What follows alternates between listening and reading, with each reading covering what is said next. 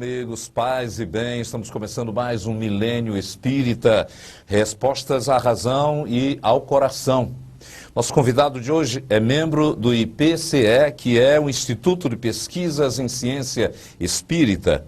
E o tema do programa desta feita é pesquisa científica sobre a vida após a morte. Eduardo Lima, seja bem-vindo ao nosso programa. Muito obrigado pela sua aquiescência. Vamos conversar sobre os temas aqui expostos. Eu que agradeço a presença aqui, o gentil convite, a generosidade do nosso amigo de movimento espírita, Nonato Albuquerque, né? Então, queria saudar o público primeiramente, saudar ao público e vamos conversar sim. Vamos lá, falar aqui sobre... A ciência pesquisa a vida após a morte? Nonato, a questão é, a ciência, ela pode pesquisar qualquer coisa. O problema é que a maior parte da ciência é dedicada a estudos que não são sobre a vida após a morte. E isso tem justificativas boas, justificativas excelentes e algumas justificativas que são ruins. Por exemplo? Por exemplo, a gente tem que entender uma pergunta teórica. Nós temos que entender o que é ciência. Temos que entender o que torna uma pesquisa científica. O que torna uma pesquisa científica, Nonato, é o método. Então, de 300 anos para cá, a ciência ela conseguiu padrões metódicos, padrões metodológicos, que elas conseguem resolver problemas, conseguem repetir em laboratório. Então, o cientista, ele estabelece aquilo que alguns teóricos chamam de paradigma. E o que é que determina esse paradigma? Quais são os valores?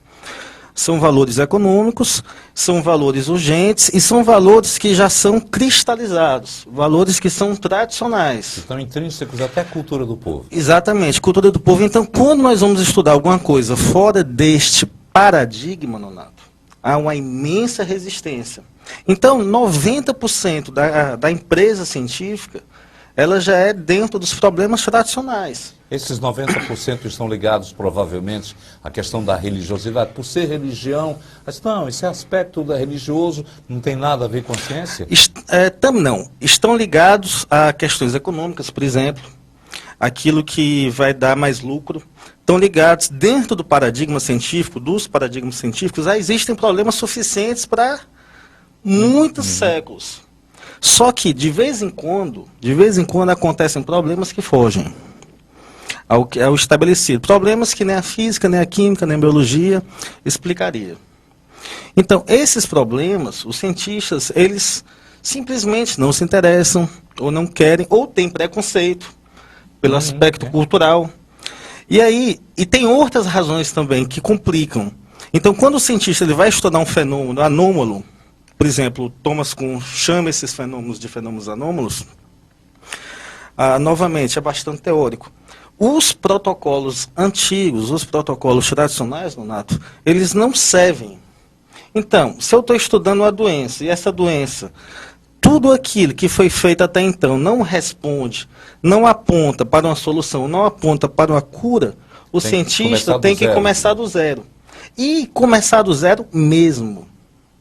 Então, é muito complicado, Poderia-se fazer, por exemplo, uma ligação de pesquisas feitas, por exemplo, no século XIX, por Richer, por Cesare Lombroso, que esses eram homens de ciência na Europa, que ficaram surpresos com os fenômenos, falando aqui fenômenos espíritas, e de repente eles passaram, Ciro Oliver Lodge, por exemplo, passaram a deixar um pouco os seus preconceitos para atenderem a um chamamento novo na visão da ciência. Exatamente. A questão é que o cientista, uma das características da ciência, e que se não tiver isso, o cientista também não produz, é a curiosidade. Mas a questão é que existe uma coisa no ser humano chamada preconceito. E a ciência é uma atividade humana. E por mais que nós tentemos nos libertar dos nossos conceitos, dos nossos valores religiosos, quando a gente se dá conta de um fenômeno, a gente tem uma resistência. Isso é um dos problemas.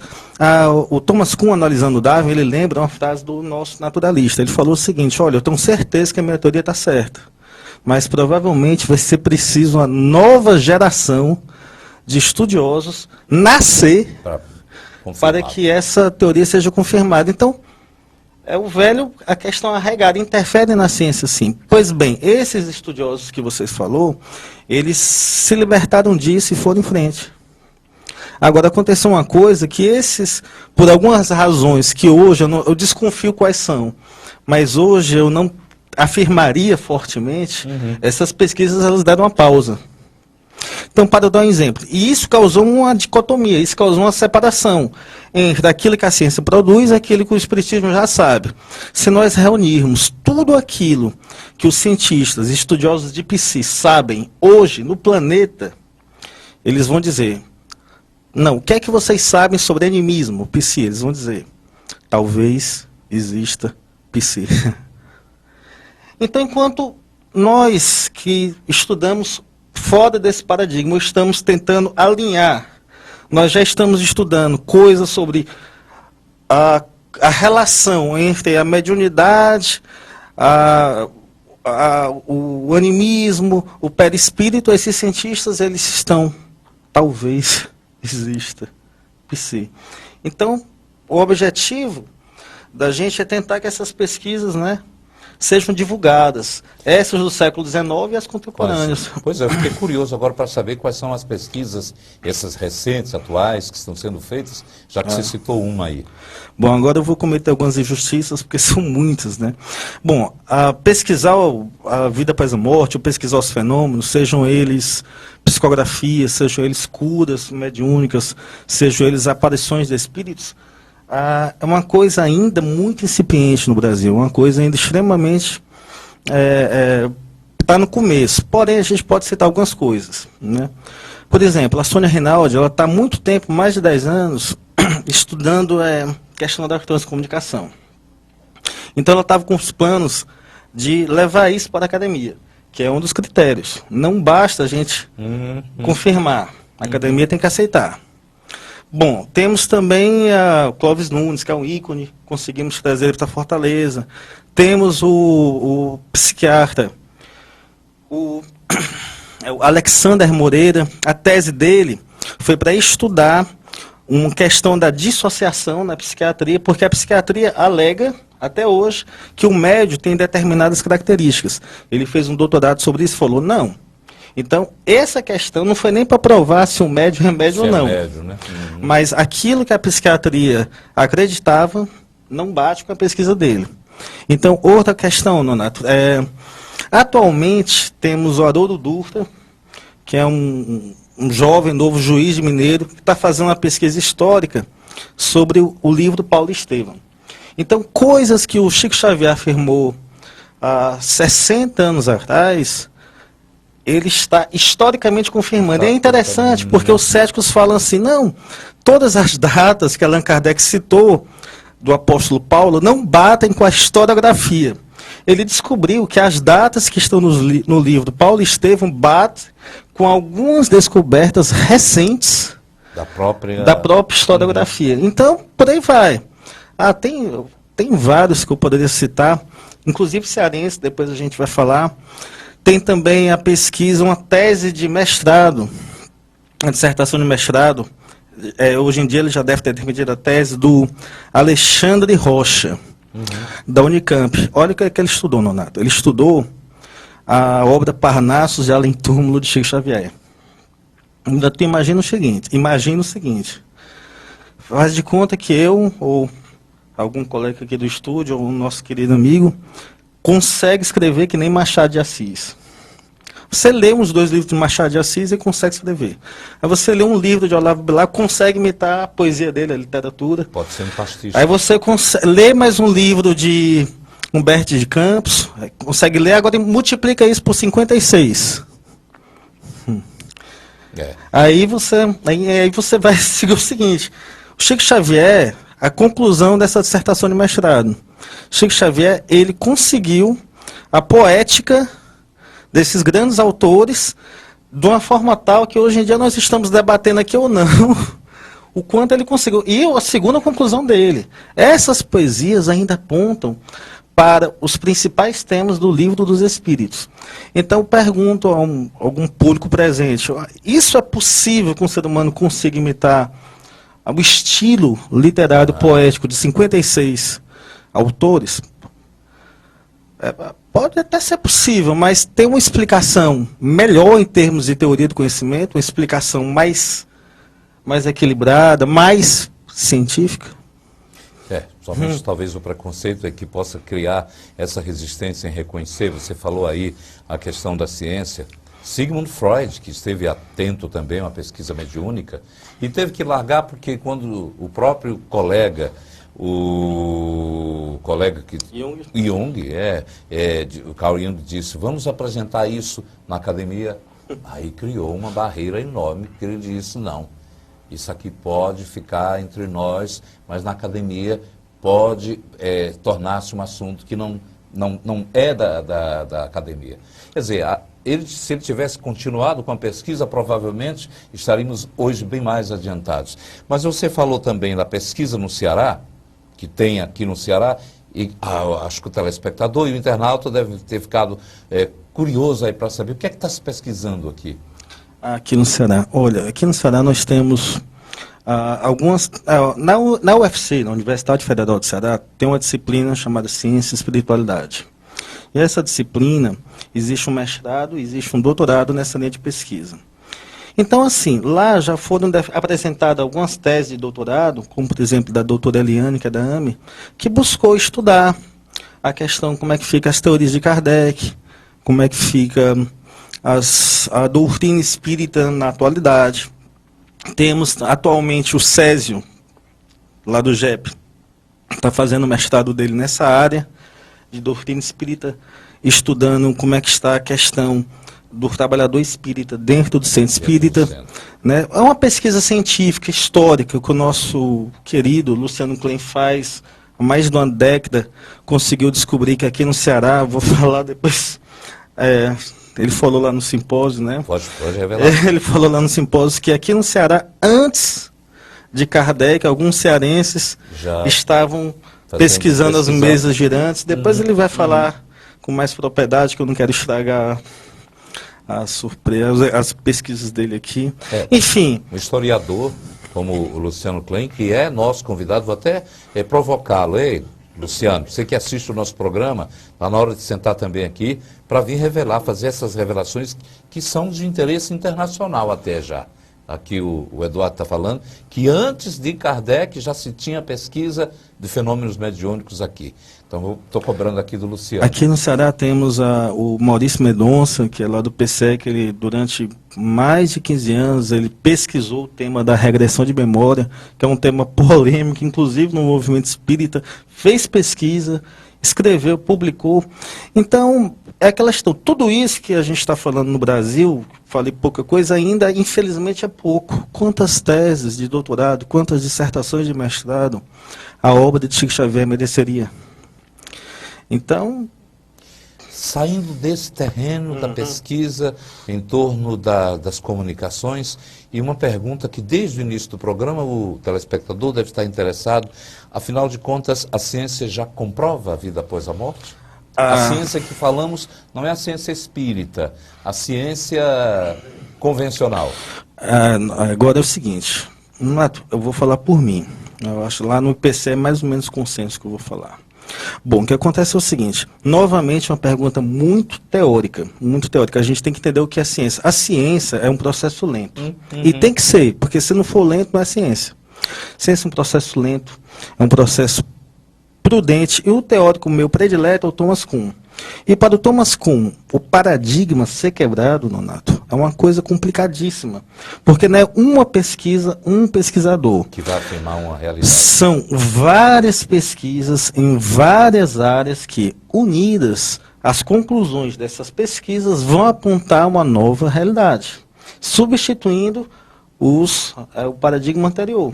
Então, por exemplo, eu vou responder a tua pergunta, mas para se afirmar que a vida após a morte cientificamente está comprovada, seria preciso que as pesquisas de EQM fossem suficientemente, de uma quantidade tal, e aceitas pela academia.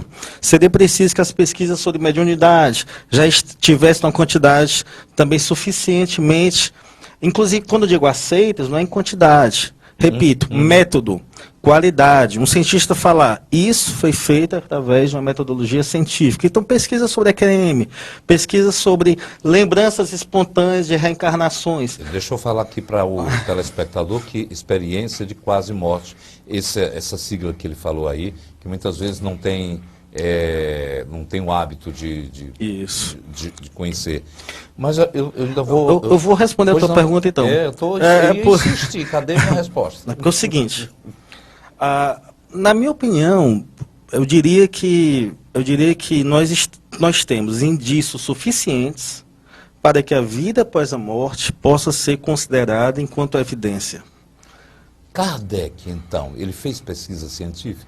Olha, só perguntas fáceis, né? É o seguinte, você está perguntando a mesma coisa, o seguinte, um pesquisador de 1857, século retrasado, 19, você está perguntando o seguinte, Kardec pode ser atual? Kardec fez pesquisa científica? Eu estudei um teórico brasileiro, epistemólogo, físico, Silvio Chibene, que ele é muito bom em filosofia da ciência, e ele estudou Kardec, ele acredita que Kardec fez pesquisa científica, e eu estou convencido que aquilo que Kardec fez merece, sim, ser chamado de pesquisa científica. Porque ele adotou um método científico. Adotou um método, e diria mais, eu concluí que o método de Kardec estava muito à frente de seu tempo. E segundo, Kardec, porque falar de Kardec é um programa todo, vários. Então, Kardec, ele não só estava à frente, ele estava à frente de seu tempo, Nonato, porque ele percebeu por várias razões, a necessidade de criar novos protocolos, novos métodos. Ele utilizou o que tinha de melhor na época em termos de todas as ferramentas que a ciência podia utilizar, crítica textual, uma hermenêutica bem feita, trabalhar com a fonte, avaliar. Então, aquilo que a tradução, Kardec utilizou o que tinha de melhor em termos de traduções, quando ele ia escrever. O que é que tem de melhor hoje em termos de tradução da Bíblia?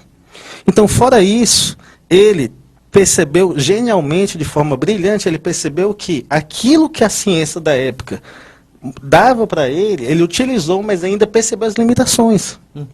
E foi além.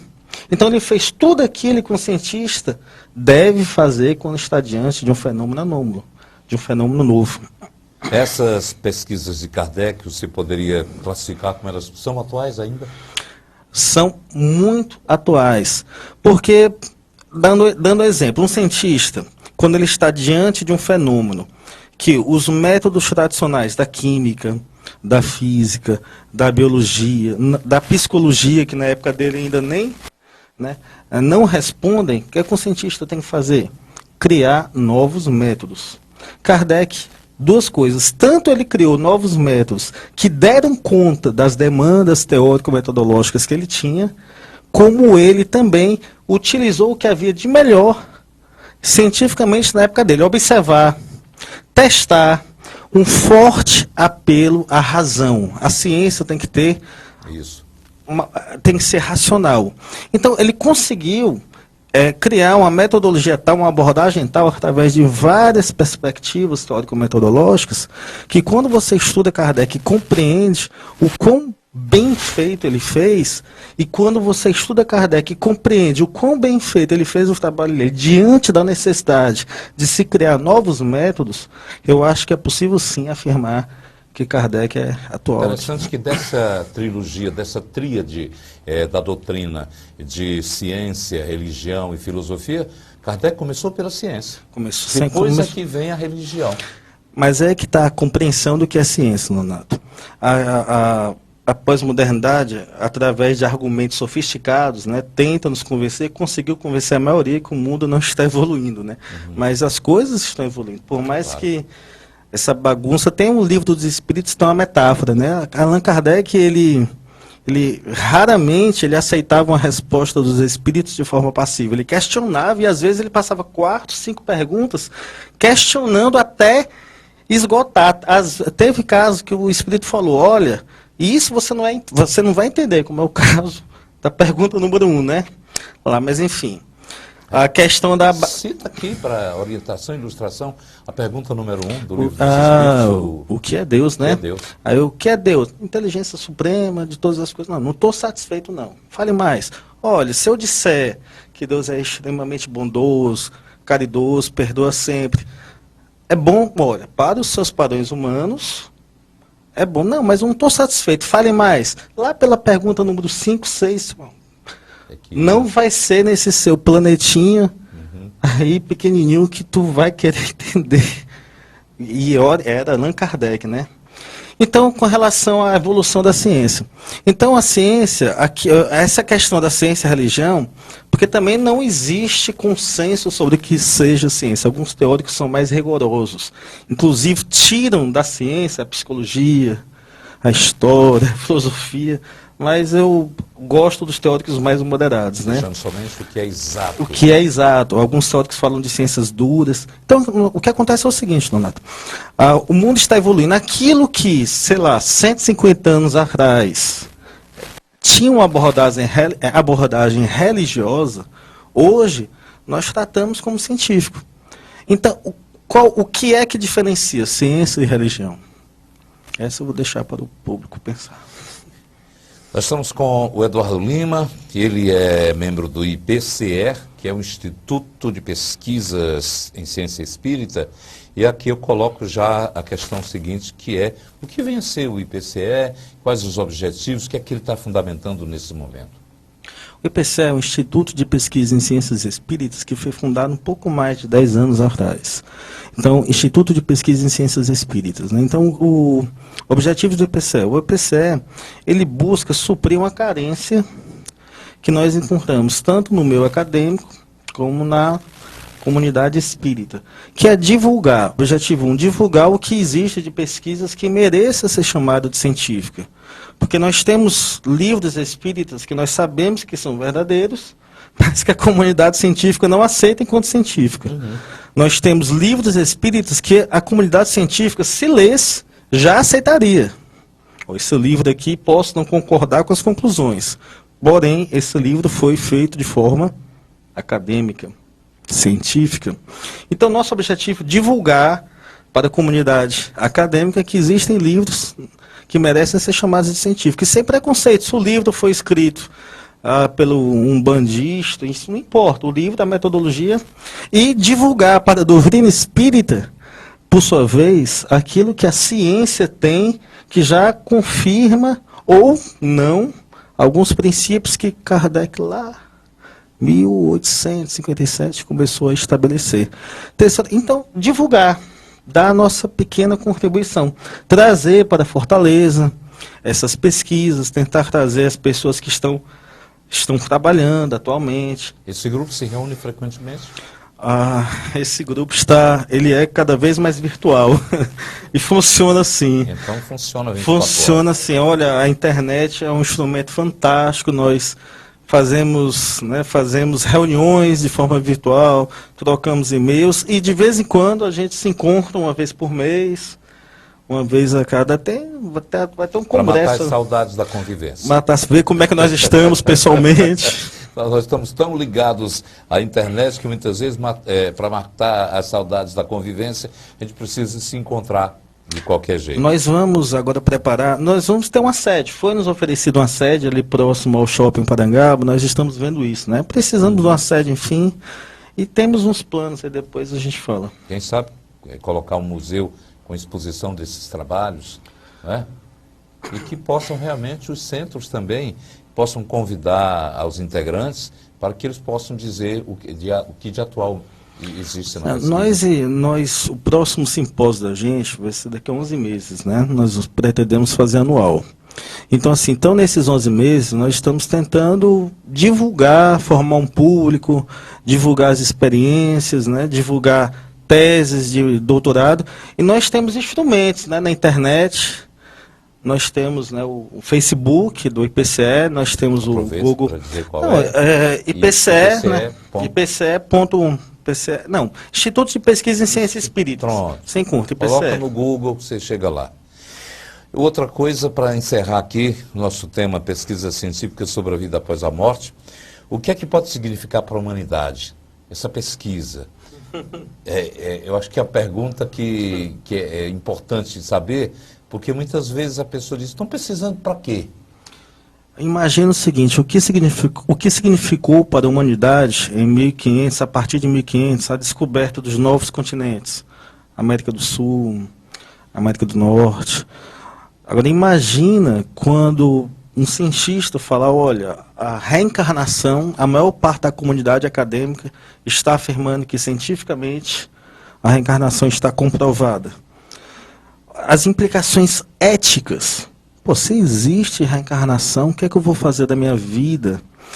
Então, as implicações da medicina. Se um médico sabe que existe vida após a morte, eu não tenho que tratar essa matéria grosseira. As implicações para a psicologia, não tem só o Freud, Jung, com as suas teorias. É preciso agora buscar aquilo que vem das reencarnações passadas, as implicações para a física, para a química, para a matemática, enfim, um novo universo vai se abrir e vai mudar tudo, e de forma grande, de forma intensa, né? Ok, que boa essa expectativa, que seja de todos nós, para que o mundo melhore cada vez mais. Dá tempo mandar um beijo? Dá, aproveite. Mandar um beijo para minha filha que está vendo, Eduarda, Maria Eduarda, mandar um beijo para o meu filho, João Mateus, mandar um beijo para minha esposa, Helena. Oi, Maria. Oi, Mateus. Oi, Helena. E com esse abraço também que o Eduardo está mandando, a gente está se despedindo de você por enquanto, que no próximo encontro nós temos mais assuntos ligados ao Milênio Espírita.